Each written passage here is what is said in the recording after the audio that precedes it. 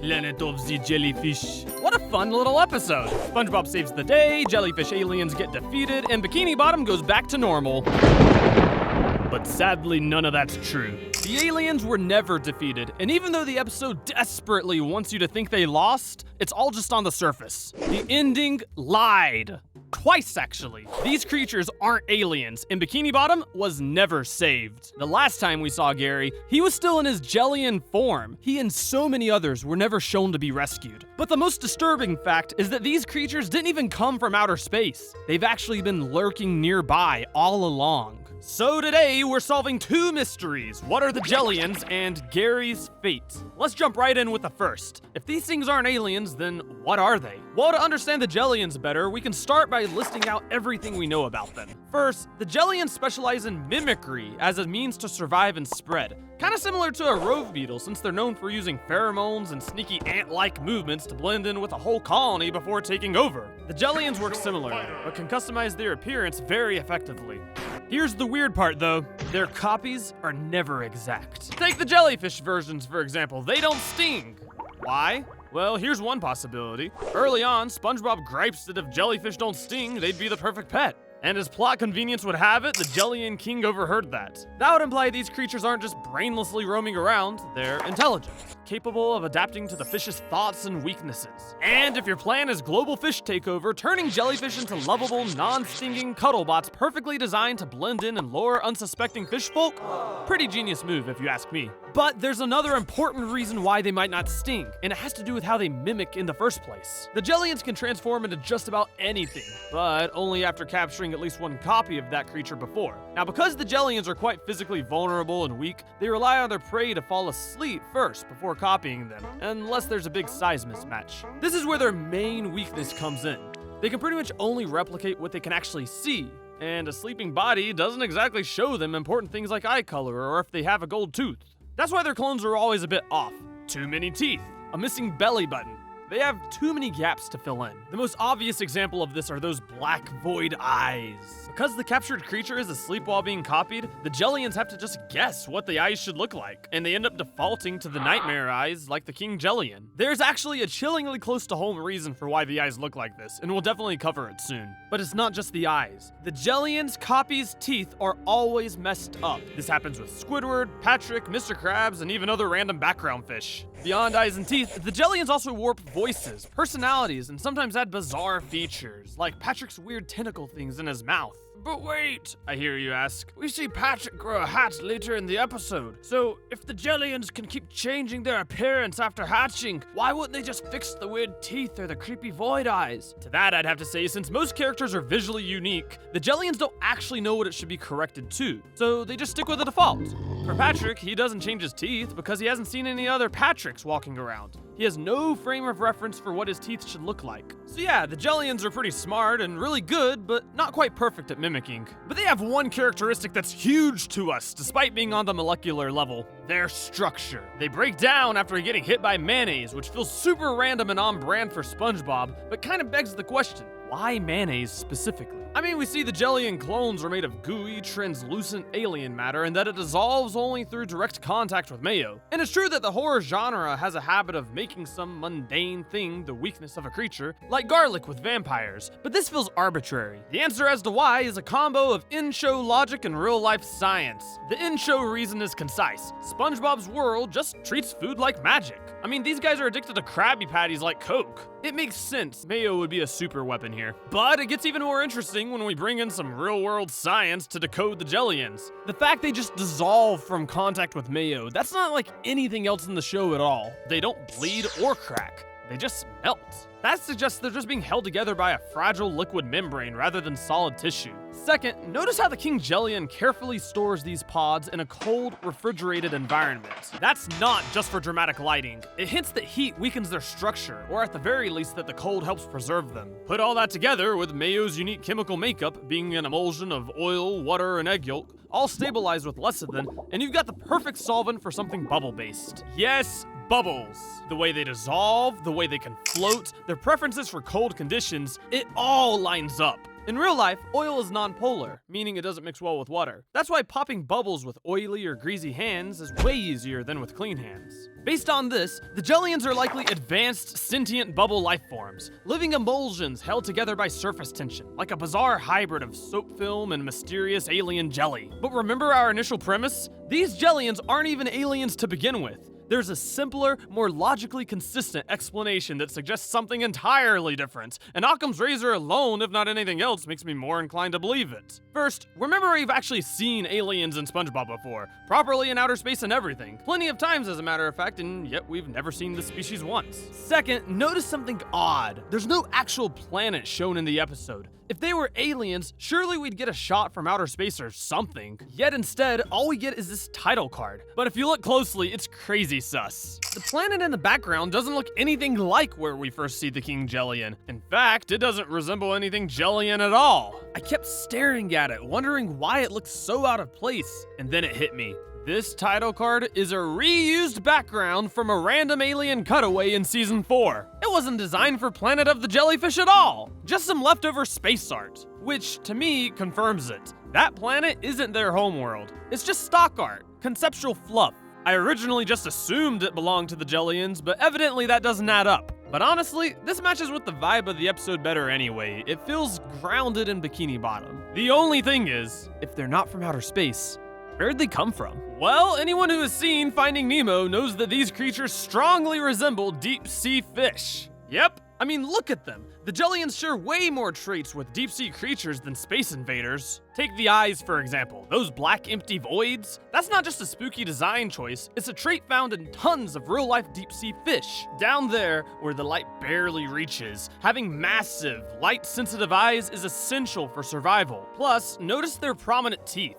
Many abyssal fish are known for having larger teeth to snare their prey in the pitch black. Even their bodies fit the profile. Soft, squishy, and translucent. Just like many deep-sea creatures that lack bones or strong exoskeletons because of the crushing pressure and lack of natural predators. And finally, the temperature. Deep-sea animals thrive in freezing conditions, and sure enough, the King Jellian goes way out of his way to store the pods in a refrigerated environment. That's habitat control. And while these deep-sea creatures don't exactly match the deep-sea folk we saw back in Rock Bottom, they definitely look way more like them than your average Bikini Bottomite. Darker eyes, gooier exteriors, more alien in the oceanic sense. Plus, you gotta bear in mind that Rock Bottom came out way back in Season 1, while Planet of the Jellyfish came out later on in Season 8. So the art style, of course, is night and day different. Finally, think about the context of where we first see the Jellian King. It's not in a spaceship, it's not on another planet coming towards Earth. It's inside some ominous, cave-like structure, one SpongeBob literally describes as a weird, evil-looking cave.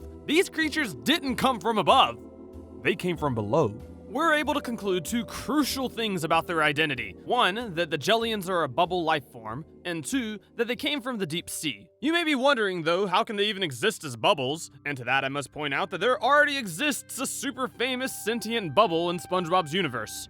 Bubble Buddy. Only thing is, I don't think that the Jellians and Bubble Buddy are directly related to each other, because if they were, Bubble Buddy would also melt if hit by mayonnaise.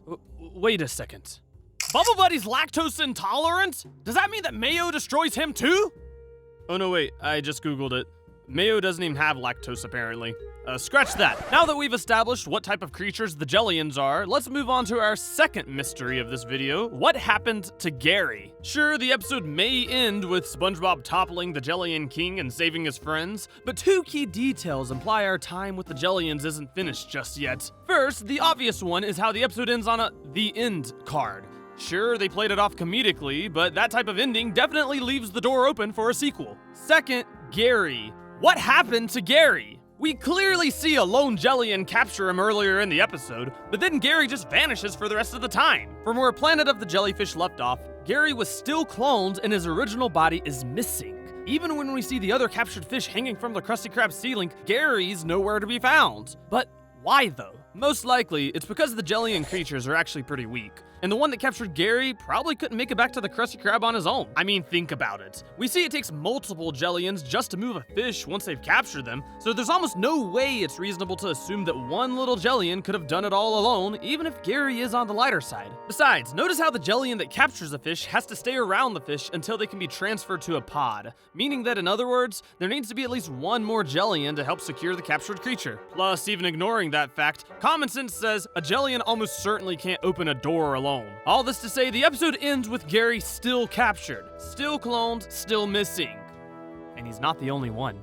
At the start of the episode, we see Jelly and Patrick collect dozens of jelly and jellyfish in his net all at once. It's actually very hard to see exactly how many there are, but there's a ton! From the front, it only looks like it's around 50 or so, but bear in mind it's a 3D object, ladies and gentlemen, and it is filled to the brim with condensely packed, squishy jelly and jellyfish. A more accurate number to guesstimate how many jellyfish are in the net in total would consider the fact it's a 3D sphere and would land the total at around 400-ish. And that's a ton of jellians to deal with. The scary part is the fact that the vast majority of these go unaccounted for. I mean, later on in the Krusty Krab, we only actually see 20 total pods, and we definitely see Jellian clones that were nowhere to be found in the Krusty Krab as well. Match all this with the fact that Jelly and Patrick successfully distributed all the jellyfish directly to people's homes, and you can conclude that a lot of people are still clones, especially anyone that lives alone. That's not just a few loose ends. That's an infestation. If even a fraction of those jellyfish went under the radar, we're not looking at the end of the invasion, it's just the beginning.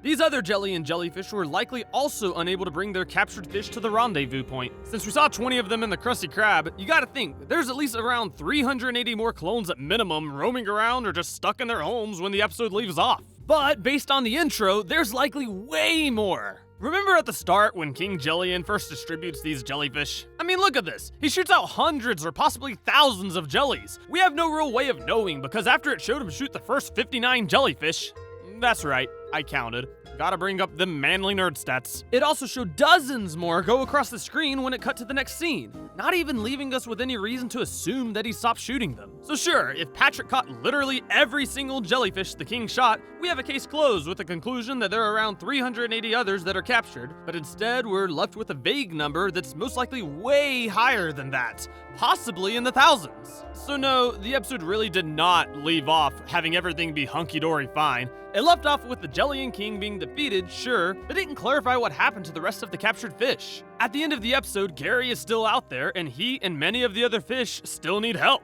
Now you might think, oh, but Manly, notice how the jellyfish popped after the King Jellian was destroyed. Surely they all popped. And to that I have to say, hey, it is possible they share some sort of magical link. I mean, it looks like the clones share one with their pod person, but I think it's more reasonable to assume that the mayo that dissolved the Jellian King splattered and hit them as well. I mean, the mayo would have almost certainly hit them a bit too. Besides, this show does take place underwater after all, so it's also reasonable to think that it could have diffused over there if not anything else. Regardless, this idea of a magical link between the King and the Jellians is a logical stretch to say the least. But ladies and gentlemen, there is a smoking gun. One final key piece of evidence that secures the fact that other clones are still out there. Get this, the characters haven't actually been outside the Krusty Krab yet in this final scene. Seriously. That means they haven't even gone through and made sure everything is okay in Bikini Bottom yet. There are three main reasons we can conclude this scene takes place immediately after the battle scene, thereby proving they haven't confirmed the apocalypse is done yet. First, notice how the patrons of the Krusty Krab shown in the final shot were exclusively made up of previously captured fish we saw get rescued. Some are gone, so maybe some of them went home or left the Krusty Krab afterwards, but it seems like a good handful of them just hung around after the whole ordeal. Maybe to talk about what happened or just get their bearings. Second, when Mr. Krabs was announcing his alien relish patty thing, he sounded like he was unveiling it for the first time. And this checks out since we all know he'd get right to unveiling something crazy to the public right away. No testing or anything like that needed. Finally, when Patrick orders a Krabby Patty and asks them to hold the mayo, both Squidward and SpongeBob react sharply and with concern. If the whole clone apocalypse thing was done and they knew it was done, why would they have reacted like that to the no mayo request? It's obvious they view this as a continually ongoing problem, rather than a resolved trouble of the past. All this to show that our characters have not yet confirmed the clones have been defeated, and that they haven't even left the Krusty Krab yet. Sure, you can assume what likely happens after this episode is a search for the other captured fish, possibly even getting the Bikini Bottom SWAT team involved to cover every single house in all of Bikini Bottom just to make sure they've gotten rid of all the Jellians. But we don't actually get to see this, so it's left up in the air. Now, to directly answer the second mystery, what happened to Gary? Unfortunately, he was left unrescued, just like many of the other fish. It's a sadder situation than the Gary Come Home episode. But don't worry, I'm willing to bet the characters eventually save him and the others. In fact, this episode deserves a sequel just based on that premise alone. And hey, it's not just a theory. It's a reasonable theory supported by evidence, given that this isn't even the last time we get to see the Jellying King. I mean, this guy's popped up 3 more times since in a book and 2 video games. What's next, on a cereal box? I wouldn't eat that. That's unhealthy. But yeah, 2 mysteries solved from this super awesome and seriously underrated horror episode of SpongeBob. I bet after all this horror stuff though, you probably want something kind of light and fun. Check out this wacky piano tier list. It's goofy, it's unhinged, it's just fun piano nonsense. Thanks for watching, and please consider subscribing.